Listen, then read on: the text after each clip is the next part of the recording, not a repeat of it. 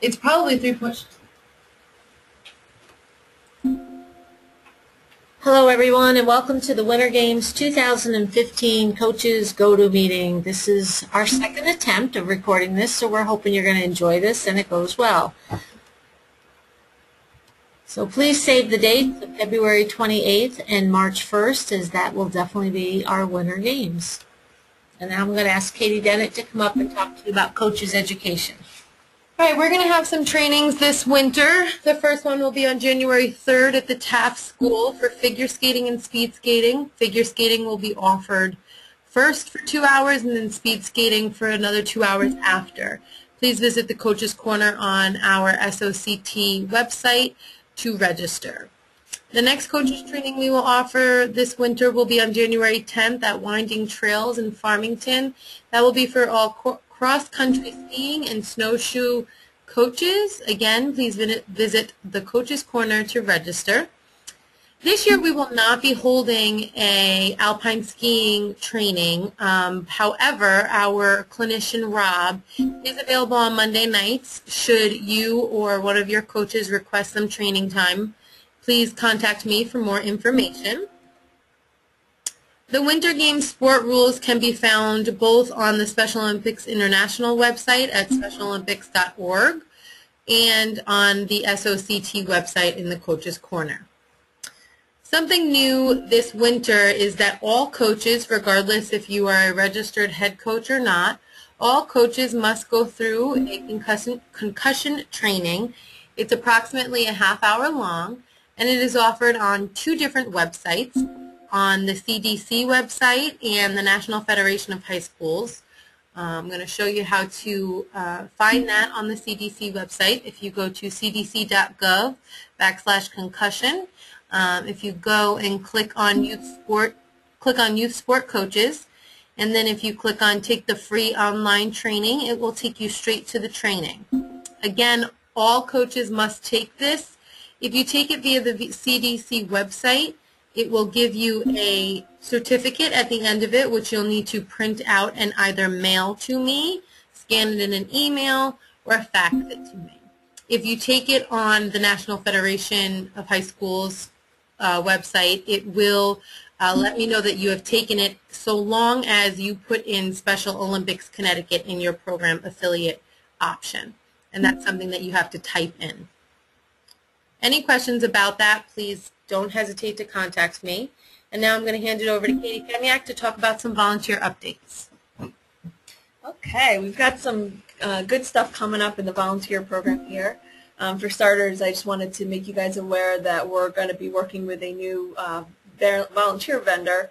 It's called Verified Volunteer. Sorry, let me say volunteer one more time. The new background checks are a little bit more thorough, which means that they take more time. On average, a clean criminal history will take 24 to 72 hours to come back. And because they do verify all the information that's in a background check, it'll take longer if there are criminal offenses. So this means that I'll no longer be able to process any last-minute forms, which includes those group home staff changes. I know in past when they've had somebody have some kind of an issue or we needed to change last minute, we've been pretty flexible on that. And actually, we're just not going to be able to do that anymore just because we won't be able to do it in time. If you do think there's going to be some kind of an issue, I would have you reach out to me so we can try to get the whole group home staff screened in advance so that way if there are any changes, we're all set. So like I said, give me at least a week's lead time before an event if there are any changes, because it'll take that long for me to get everything done. Okay, well, one really cool thing that we're going to be changing is that we are only going to be requiring 2 references for minor Class A volunteers. So for those folk that are 17 and below, we'll only require 2 references. It used to be 3, so pretty cool. Protective behaviors, another great change is that now we will only require protective behaviors to be done every 3 years for those who are 18 and above. It used to be 16 and above, and as you know, it was kind of difficult to track all that. So now it's 18 and above for protective behaviors. So with our new awesome verified volunteer vendor and some new volunteer software that I have, I'm working on creating a new web version of the Class A. We're still talking to our lawyers. We got to finalize some details before we can make any major changes. but I'm hoping to have this all released this month, at the very latest, the beginning of next month. So give me a call if you have any questions. Now we're going to go over some registration dates to remember. The Winter Games intents are due on December 17th. The Alpine training rosters and registrations were due November 24th. The traditional basketball intents are due January 5th. Registrations for floor hockey, figure skating, speed skating, cross-country skiing, and snowshoeing are due February 4th. The traditional basketball registrations are due February 11th. And the registration materials can be found on our website at www.soct.org. Please email your full registration packets to registration@soct.org. Insurance requests can be sent to Lauren Young at laurenY@soct.org. And the coach's handbook will be available on our website 3 weeks out from the games, also available on our website. Here's where you'll find the registration packets. At the top of the website, you'll see Forms. Click on Forms. This will bring you to where the forms are located. The first one is the intent to participate. And then you'll have all the registration packets listed below. Please fill out your intent to participate online. Each delegation will submit one intent to participate with all of their sports, which are due on December 17th. These will be emailed directly to our website.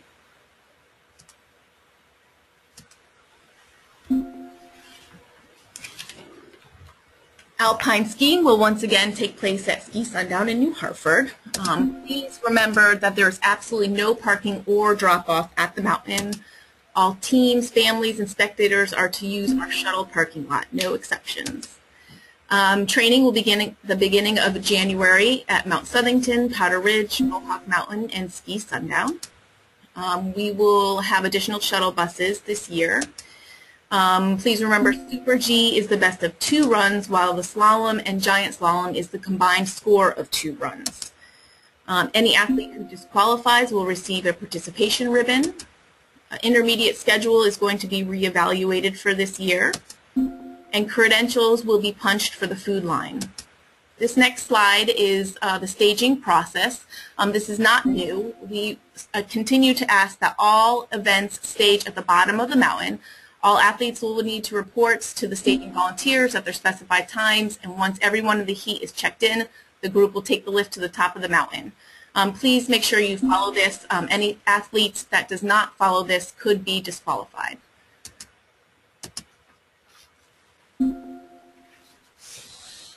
Our figure and speed skating competition will be held at the International Skating Center of Connecticut in Simsbury. For any programs who have coaches who are looking to be certified, please remember that Katie has a training on January 3rd at the Taft School, so please sign up for that. A couple changes to this year's event. Figure skating awards will be moved upstairs to the lunchroom area in an effort to decrease some of that congestion in that area. And we will also be providing a bus shuttle earlier in the day on Saturday afternoon to bring teams to the hotel so they're not sitting around. The drum corps opening ceremonies will be relocated in response to athlete sensory issues and getting them on the ice. Bingo will be provided at Olympic Town. And another reminder that music for the figure skaters does not allow vocals, so be sure to train with instrumentals only. And now Lori Jean will talk about cross country and snowshoes. Okay. At our usual site, CLMP Service Center in Simsbury, is where we'll do cross-country skiing and our snowshoes. Please remember that we also have limited parking at this venue on Saturdays due to opening ceremonies. So parking is allowed for 1 team vehicle only on site. All others will park at the Chubb Insurance parking lot and shuttle over.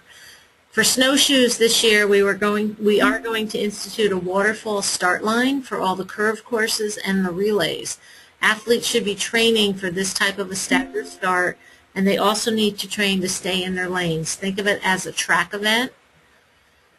Athletes who are in walking events for snowshoes should only be walking. They do get excited and sometimes they do start running. So if you think that there's any chance that that could happen, please register that athlete for a running event instead of a walking event. Co-ed heats may be developed. It will depend upon the amount of people that we have by their age, gender, and ability. So be prepared to check the handbook and the schedules as they come out throughout the weekend to let you know when different heats are going off. And that would be for both cross-country and snowshoes. We're asking everyone to please remember that our officials are all volunteers and they deserve to be respected as much as the rest of us. So we ask that you use proper etiquette if you're going to report a protest, and remember to do that in a very respectful way, as again they are just volunteers. One coach per team is going to be asked to assist their athletes with putting on snowshoes. I know we've tried this in the past and sometimes it's worked and sometimes it hasn't, but we would like to have you back in again to that area just because you know your athletes, you know their shoes, and there's so many different types of snowshoes. No one would be able to put that on better than someone from your own team. More space will be provided between the lanes for snowshoes depending upon snow conditions. So we really have to wait and see what we've got for snow and what the guys can push around to make those lanes. And then the annual Bud Myers Award for Sportsmanship will be given out at opening ceremonies. There's an application in the next slide. If you have any questions on cross-country skiing, please call Diana Mahoney. Her number is listed below. Or Sandy Brown for snowshoes. She's also given us her phone number. And if you have any questions at all for either of those two sports, if you don't get their numbers here, you can always email one of us and we'd be happy to share that with you. This is the nomination form for the Bud Myers Award, and again it's for someone who shows excellent sportsmanship, so please take that into consideration and make sure you put somebody in for this award, which will be given out at opening ceremonies, and you will submit this form to Sue Moore no later than February 1st. And let me bring up Katie again now to talk about floor hockey. We will be back at the Pratt & Whitney hangar in East Hartford for our floor hockey competition. If you have any equipment requests, please send them to me. These should have already been made with me, and all of the programs who had requested have them, but we do have extra, so if anybody needs it, please get in contact with me. The Unified Qualifier will be on Sunday, February 21st. We will have an 8 a.m. start. If we get many more traditional teams to register this year, you also may have to attend this. So please be advised to keep that open until you hear otherwise. Buses will need to arrive earlier at Pratt & Whitney on Saturday afternoon and leave the hotel earlier on Sunday morning to accommodate the scheduling. Last year, we found ourselves waiting around for some teams, so we just please ask you to keep that in mind. Skills volunteers will be reminded to start each athlete on the correct side for which the athlete shoots. So please be sure to put that on your registration for each athlete so we can set up all of our athletes for a successful competition. And now, Lauren will tell you about curling. Curling practices will take place at the Nutmeg Curling Club located in Bridgeport as part of the Wonderland of Ice. The practice dates are listed here. They are all on Saturdays beginning on January 3rd, and they will take place from 11 a.m. to 1 p.m. And Larry Zaleski from Milford does a wonderful job setting up the ice and getting us the ice time in the first place. And there is room for 8 additional curlers. This is a unified event, so both athletes and partners are welcome to join. It will be a Bonspiel held in March, sometime after Winter Games at a date to be determined. Please contact me for any additional information, and I can get any interested athletes or partners connected with our existing programs who participate in curling, including Milford, Waterbury, and Manchester Supportive Living. I will pass it off now to Rebecca to talk about traditional basketball. The traditional basketball tournament will be held in Waterbury on March 14th. For 2015, we've implemented a quota system for a maximum of 2 teams per local program and not to increase any teams in the next year.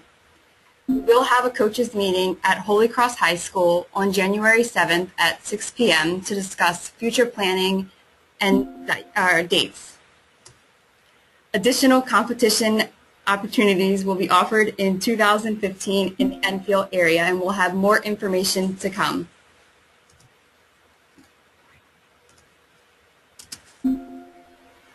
As I mentioned earlier, the sports-specific rules can be found on our webpage on www.soct.org.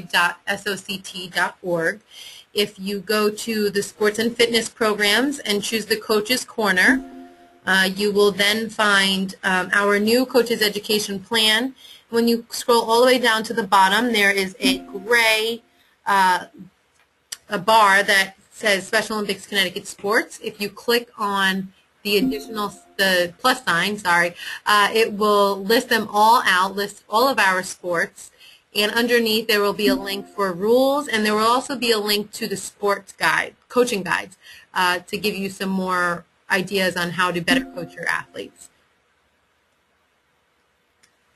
Lauren, take it over with housing.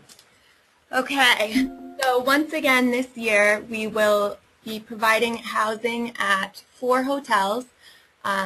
The Farmington Marriott for a majority of our teams, with our out-of-state team staying at the Hampton Inn and our floor hockey team staying at the Homewood Suites and the Hilton Garden Inn. I am finalizing the room configurations, and I will send those out to all teams in the very near future.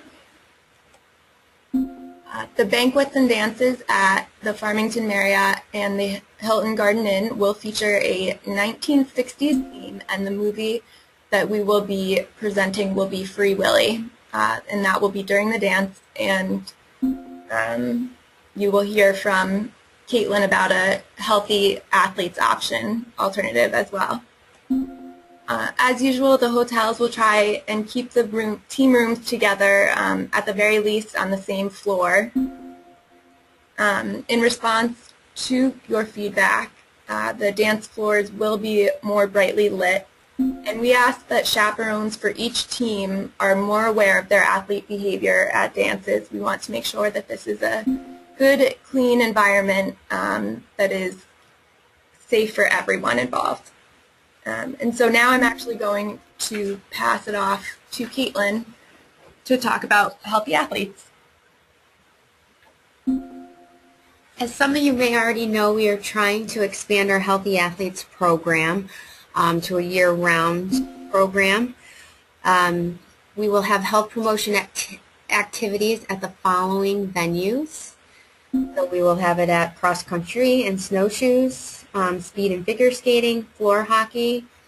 I did not put it on here, but we will have some type of Healthy Athletes program at our traditional basketball, so be on the lookout in the Coach's Handbook and Coach's Corner.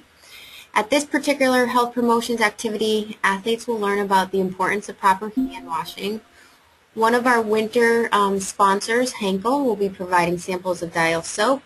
So please get your athletes over to visit our section when you have time. We'll also have an aquatics aerobics class at the Farmington Marriott. New Britain and Berlin YMCA will be joining us. There will be an instructor as well as a lifeguard during this class. Further information will be provided closer to the event date. I'll put it up on the Coach's Corner as well as in the handbook. If you have any questions, you can contact me at the number provided or email as well. Okay, any questions? We can't answer them right here, but you can certainly get them to us, and we would be happy to do that. Please don't hesitate to contact any one of us. Let us know what your thoughts are. We also want to know what's the deal with this particular webinar. Did it work for you? Does it work? Do you think it's a good idea? Should we continue with that?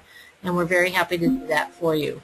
So I've listed here all the names of who to contact for the various sports. Anything overall in the games, you can always contact me, Lori Jean.